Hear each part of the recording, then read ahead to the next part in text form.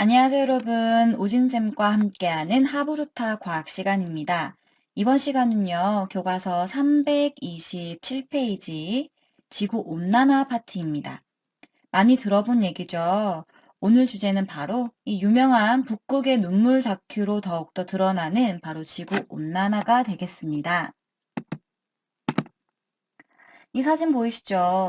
북극곰은 작은 빙하 조각들인 얼음 위로 다니면서 이렇게 보이시죠? 얼음 위로 다니면서 사냥을 하는데 점점 그 얼음들이 없어지는 모습을 볼 수 있습니다. 갈 곳이 별로 없어졌어요. 표정도 보면 굉장히 처량한 모습인데요. 바로 지구 온난화 때문입니다.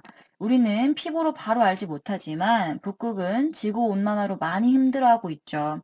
유명한 이 다큐의 북극의 눈물로 그 심각성을 다시 한번 확인할 수 있습니다. 그래서 오늘의 학습 목표는요.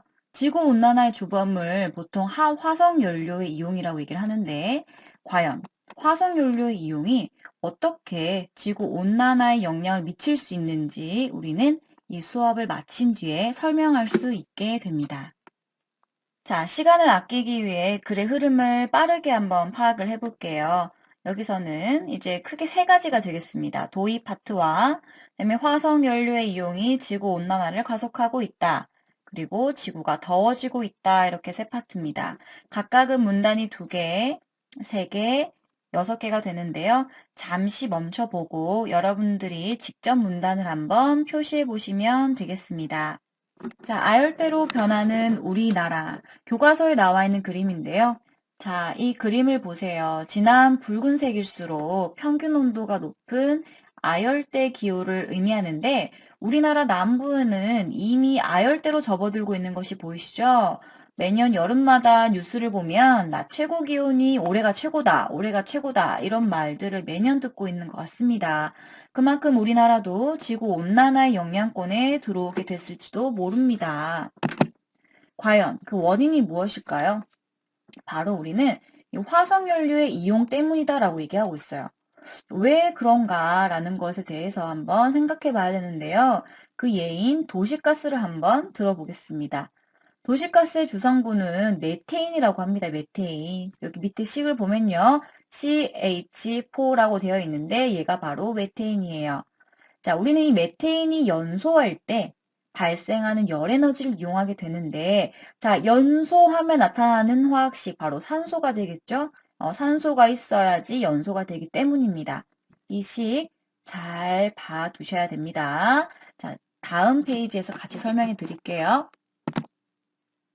자, 이 식은요, 산화 반응의 결과, 여기 빠진 게 있어요. 환원 반응의 결과, 이렇게 얘기를 해야 되는데, 자, 화석연료가 연소하는 과정에서 발생하는 열은 환원 반응의 결과라고 얘기합니다. 자, 산화는요, 어떤 물질이 산소와 결합하는 것이 바로 산화고, 환원은 어떤 물질이 수소와 결합하는 것을 환원이라고 합니다. 자, 그러면 이 메테인 한번 볼까요? 자, 여기 메테인의 탄소를 한번 볼게요. 탄소는 우리가 C라고 얘기하죠. 자, 이 C는 결과적으로 CO2가 되기 때문에 누구와 결합했어요?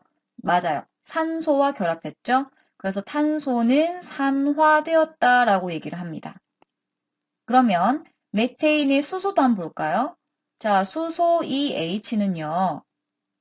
뒤에서 보면 H2O라는 수증기를 만들어내는데 얘도 산소랑 결합했죠. 아, 얘도 산화되었구나라는 걸 알 수가 있습니다. 자, 그리고 얘 산소의 입장에서 볼까요?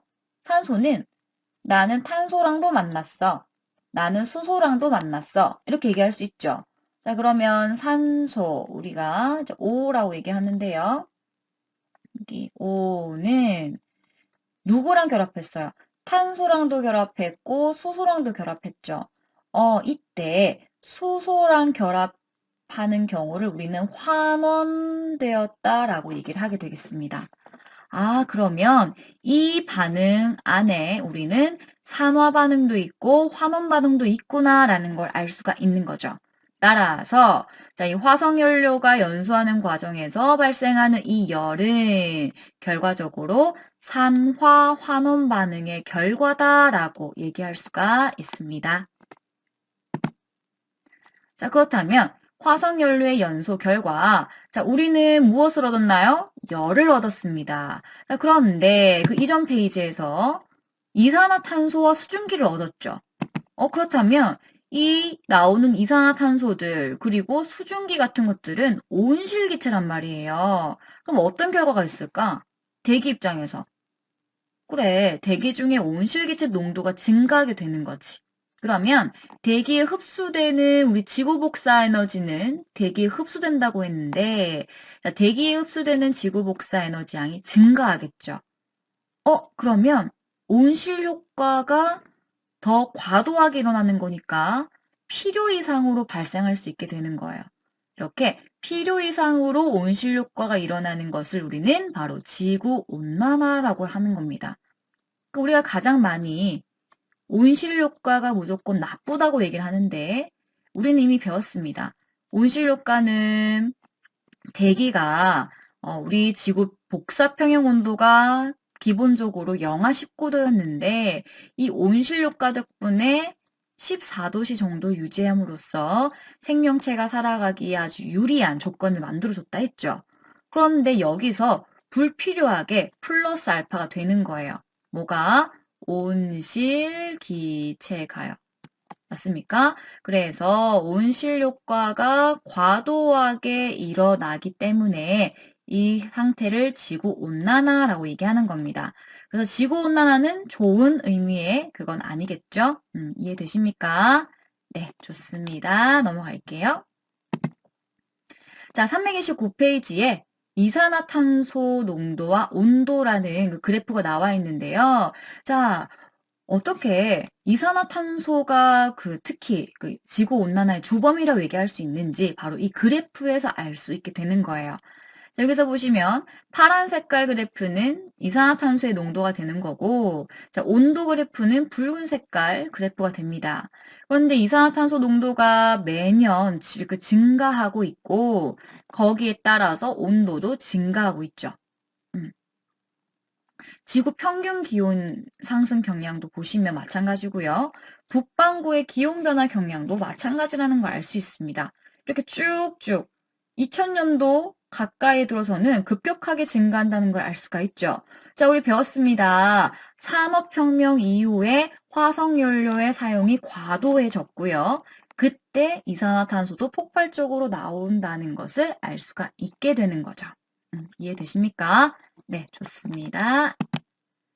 자, 그러면 여기까지 마무리가 됐어요. 이번 파트는 굉장히 좀 쉬운 파트죠. 학습 목표를 다시 한번 확인해 보시면 화석연료의 이용이 지구온난화에 어떻게 영향을 미쳤는지 우리는 설명할 수 있습니다.